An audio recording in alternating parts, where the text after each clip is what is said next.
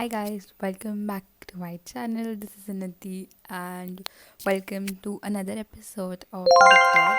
So today we're gonna be talking about books, my favorite topic to talk about.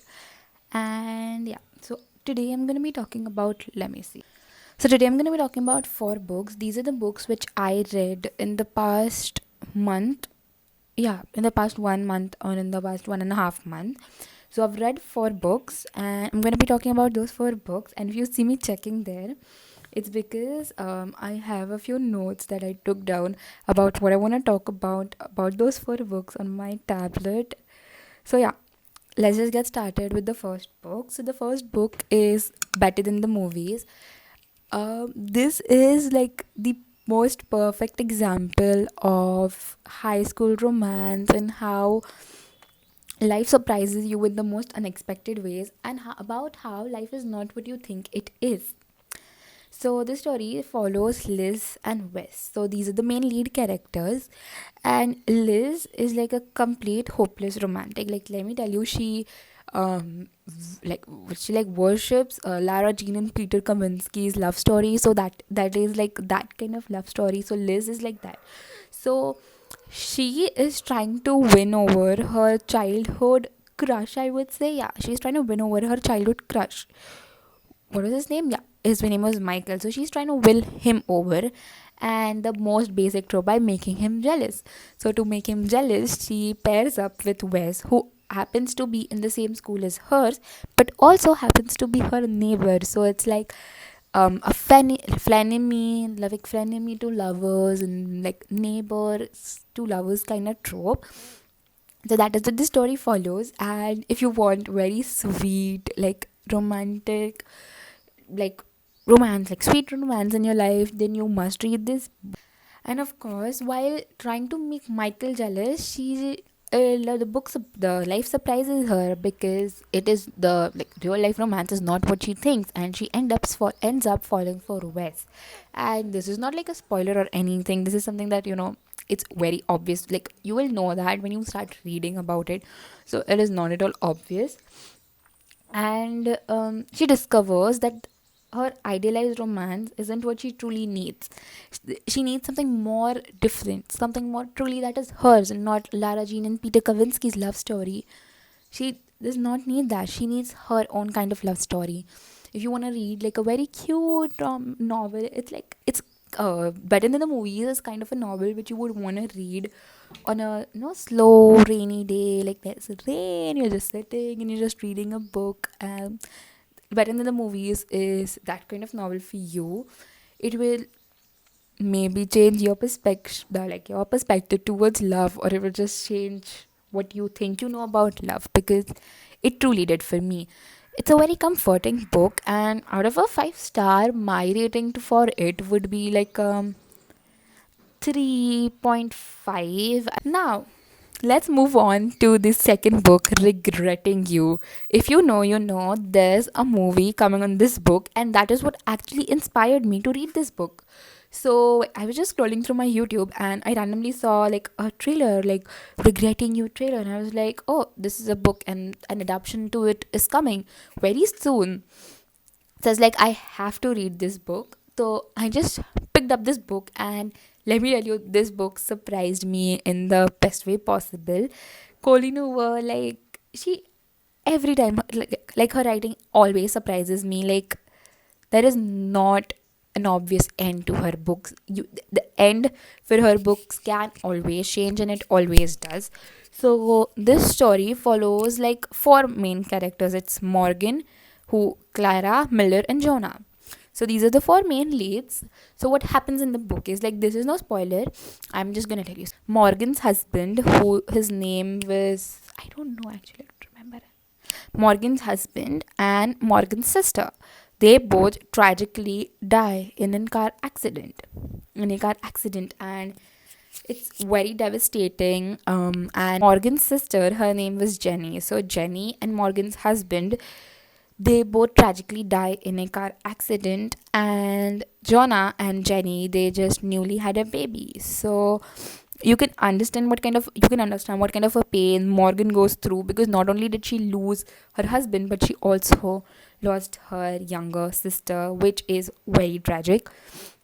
So it follows a 35-year-old Morgan. She was a teen mom to Clara. Clara is a daughter who's 16 years old in her teen age, and both both their lives have just, the happy lives, they're now gone to sad.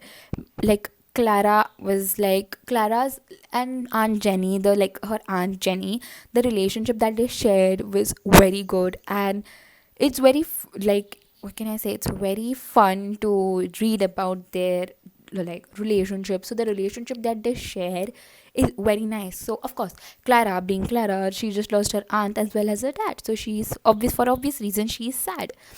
And Morgan, for losing her husband and her sister, is also sad.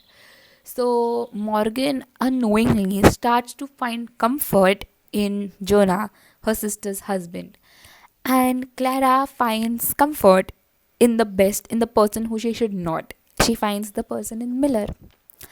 Miller is like the boy next door. He's charming, he's hot, and he is basically what every girl would desire for. And so Clara and Miller, sort of throughout the whole book, they develop a relationship which is very, very, very beautiful to see it unfold while you read.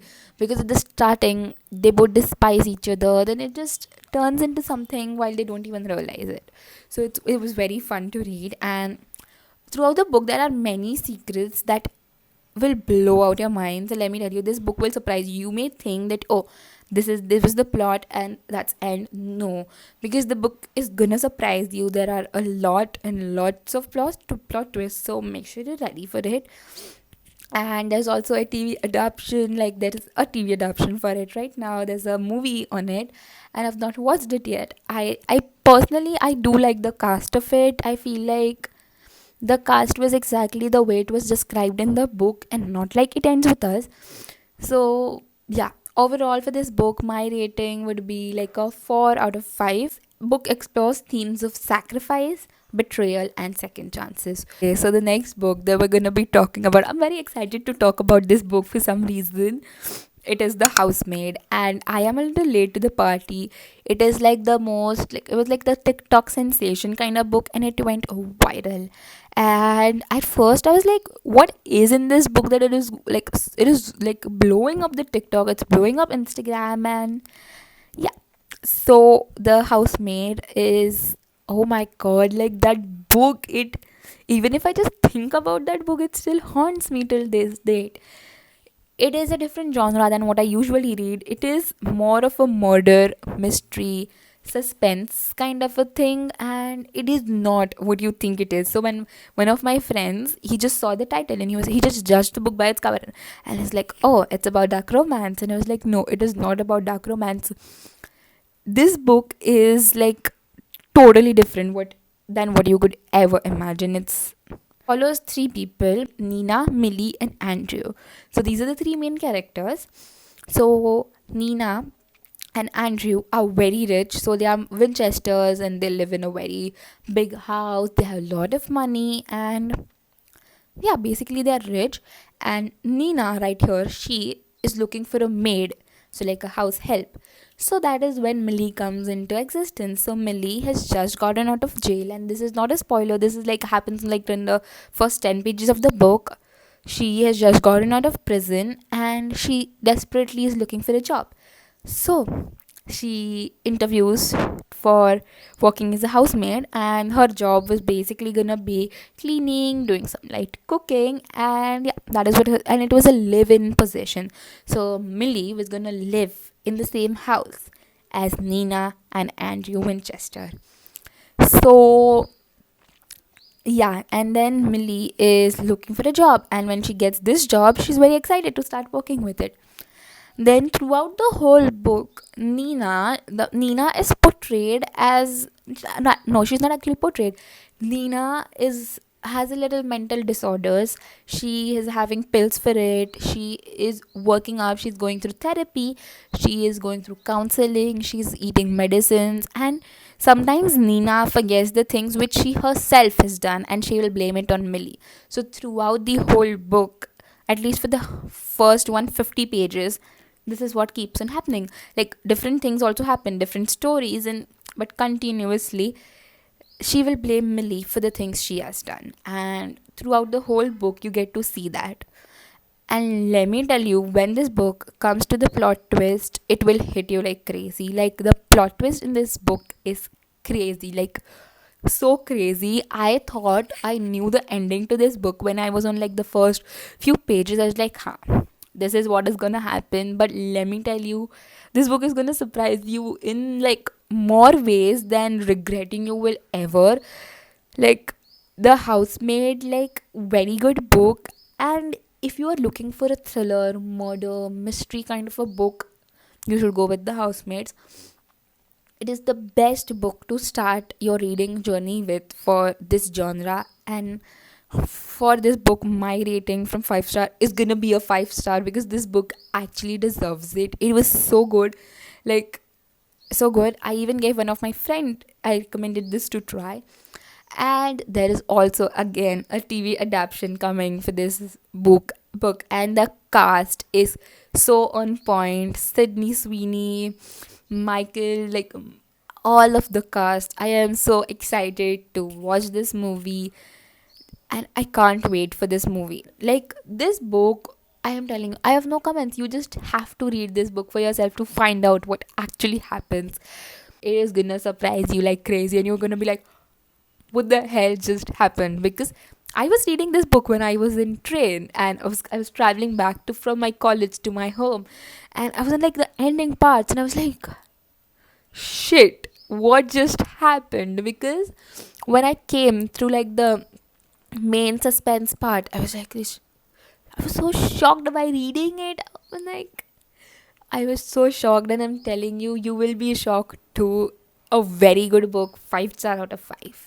Okay, so the last and final book that we're gonna be talking about is Reminders of Him. So this book, like, I mean, all the books that I took for this video are either coming to adaptation or they are already in theaters or on OTT platform. So Reminders of Him, like, again, a Colleen Hoover book. I read 2 Colleen Hoover books in this 1 month, and I don't regret reading I don't regret reading the both of them. They were good, and I thoroughly enjoyed reading both of those books. So, Reminders of Him. It follows the story of Ledger, Kenna, and Scotty. Yeah.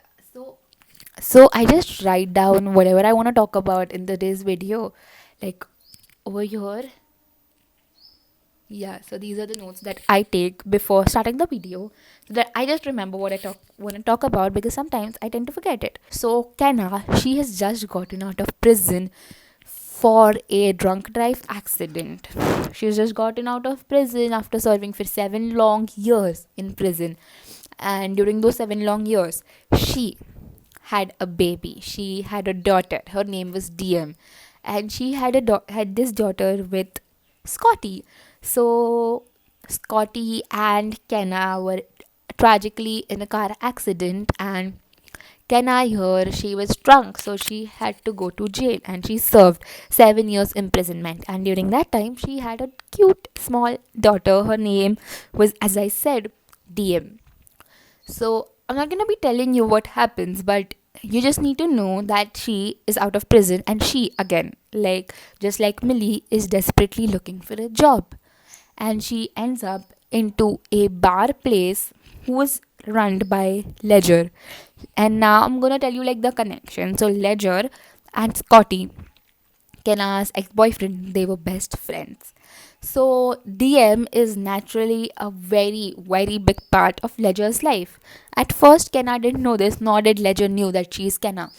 So this book follows like a young mother who is released from prison.